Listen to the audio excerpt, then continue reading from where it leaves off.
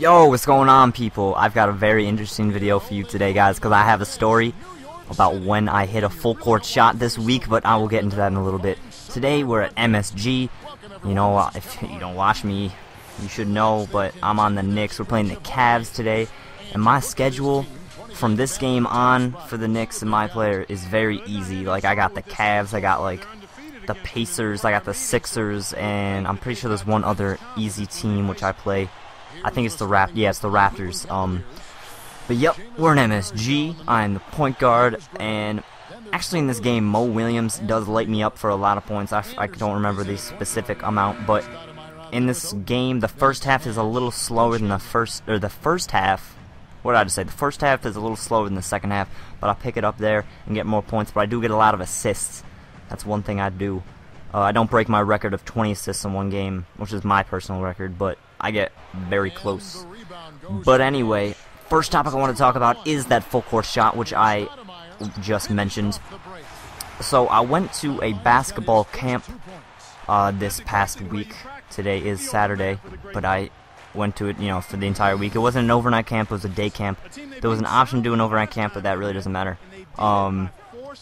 So we're in this game, and we played like two 12-minute halves because we just like constantly play games, and it's just like quick, you're on, you're off, and then you play another game and stuff like that. But it was the end of the game. It was day one. It was Monday, and so there was like the coach, one of the coaches, the counselors, was counting down. He was the ref, and he was counting down, and there was a fast break for the other team.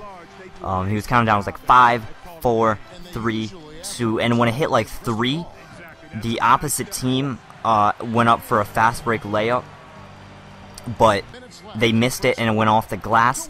I got the rebound, and as soon as I got it, I baseball threw it, or I football threw it, however you want to say it. I just chucked it down court, full court, and it was a straight swish. Everyone in the camp was there to see it because they were either coming back from lunch waiting for their game, or they were on my team, or they're in the other court, but everyone saw it. Everyone was going crazy. It was probably the best play I have ever made in my basketball career or my life. It was crazy. It was a straight swish. It wasn't like a bank and then a rattler or like off like the roof or something. It was a straight swish, as perfect as you can get it. I was so happy. I didn't even believe that I did it, but that's not it. That was Monday. 2 days later, on Wednesday, I hit a half-court shot at the buzzer. It was the end of the game. I got the ball with like 3 seconds left again, and so I got the ball. So I just had to read something. I got the ball, and I shot faked at about half court, spun around the guy. He jumped up. He got fooled on a shot fake, so I spun around him. Then I shot a heave from half court. This time it was not a baseball throw. It was like a two-handed shot. But I swished that perfectly too. So basically, you could call me the king of buzzer beaters. They should put me in the NBA just for doing buzzer beaters, because I was on fire this week with buzzer beaters. I actually was close with another full quarter, but it bounced off the side of the rim.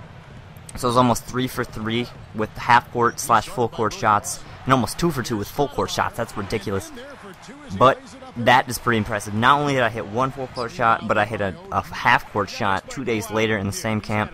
But the camp that I went to, it's in New York. It's in Albany, the capital of New York.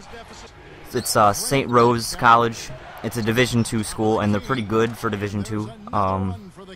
But, when you guys, live in New York and you want to go to a good basketball camp, I suggest St. Rose.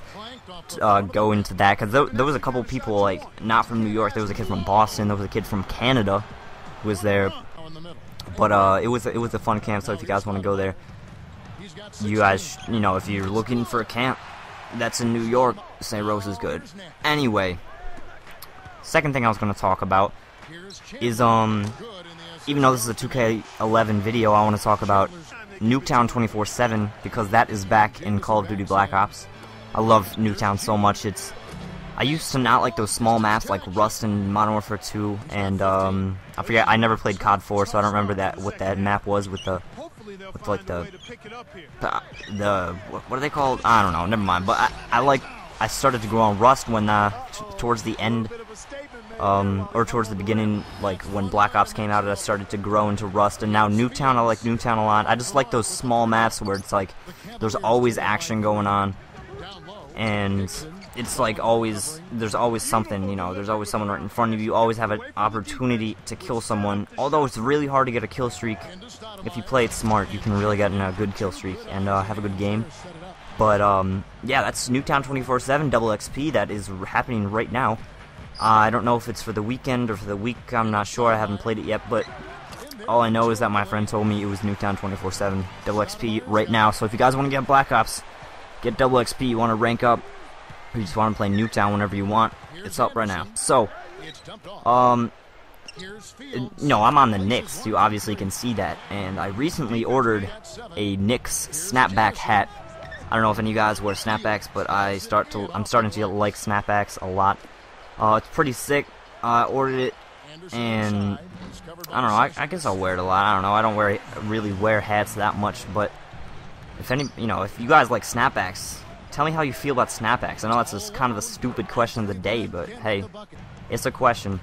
I know I'm pretty sure there was a subscriber of mine that has, his name is actually Snapback Rocker or something like that. So yeah, I'm getting a Knicks snapback. I'm pretty excited about that. But I guess I'll get into gameplay a little more. We're playing the Cleveland Cavaliers, like I said, and in this game I expected to blow them out, and we did. In the first couple minutes we were up like 19 to like 5 or something like that.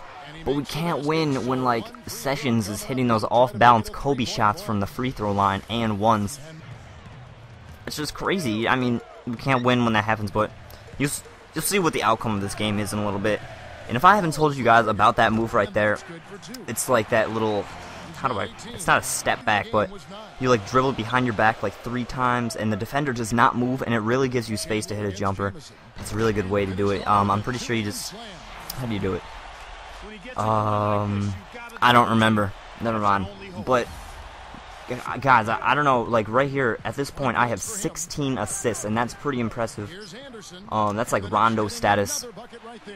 And oh, speaking of Rondo, I just thought of this. At my St. Rose camp there was a guy who's from Boston, and he is about to be related to Rajon Rondo. Like, I'm not kidding, this kid is going to be like a nephew of Rajon Rondo. This is what he told me. So his his aunt is getting married to Rajon Rondo's brother. That's pretty exciting. And he said he's talked to him a lot. He's like friends with him. Now, that is sick. When you are friends with an NBA player, that's just something to brag about right there. But he told me it's like NBA players are like, you expect them, I don't know, you expect them to be different, but they're just like everyone else. They're just, you know, they're tall and they're strong and they're good at basketball. But I've never talked to an NBA player before. I actually have talked to a MLB player before, though. So my favorite team is the Phillies, and if you didn't know, I'm like a Philadelphia fan, everything, including the Eagles and the Phillies. But the only thing is I also like the Knicks because I live in New York and they're good, and I like Carmelo Anthony because I also like Syracuse. But I talked with Cole Hamels one time. Oh, hold on. Did you see? Look at that shot right there. That has to be like a 30-foot shot or something. That was like 6 feet behind the three-point line. Look how far that is out. Oh my god, I gotta get a measuring stick. That's almost half court, and he drained it with no problem right in my face. It was contested too. But anyway, I was in Florida for spring training, and if any of you guys know who Cole Hamels is, he's a pitcher for the Phillies. He's part of like the Big Four and the pitching rotation that they have. He's so good. It was right after they won the 2008 World Series, and he was the MVP.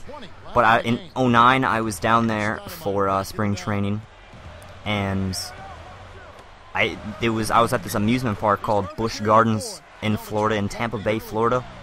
It's a really good amusement park. It has great rides. If you guys, I don't know if you're ever down in Tampa, but me and my dad were in line to get in like a train to like tour the park just to do it, because we've been riding roller coasters all day, so we decided to take a train because it's also like a zoo, so you can like watch the animals. A couple funny things about it. Well, there's one funny thing, one amazing thing. We're in line, all of a sudden my dad goes, "Yo, is that Cole Hamels right there?" And I was like, "Nah, that can't be Cole Hamels. This is an amusement park. Cole Hamels gonna be practicing pitching." But oddly enough, it was Cole Hamels. He's really tall too. He's like 6'4" or 6'5", but he was in line to get on the train with his, I think his fiance or his wife or something like that, and then his brother and his girlfriend, I'm pretty sure. But they were in line to get in the train. We sat right in front of them. We didn't want to look like creeps, just like talking to them, like we didn't want to like bother them, so we kind of just like sat in front of them. Didn't really talk to them that much, but my dad kind of got in a conversation with him. I didn't really that much. But then I was kind of upset because I wanted to talk to him. I wanted to be like, "Hey, Cole Hamels, I'm a huge fan. I'm a huge Phillies fan. Can you like sign an autograph or something like that?" But I didn't. I couldn't work up the nerve. But later in the day, I did, and I saw him on another roller coaster. I actually rode on the same roller coaster right next to him, and I talked to him for a little bit. It was a pretty scary roller coaster too, but I had another story to tell, but I guess I can't. But real quickly, during that train ride, there was 2 zebras having sex, and that was awkward. But anyway, it is the end of the video. You know the rules, guys. Please purchase a seagull.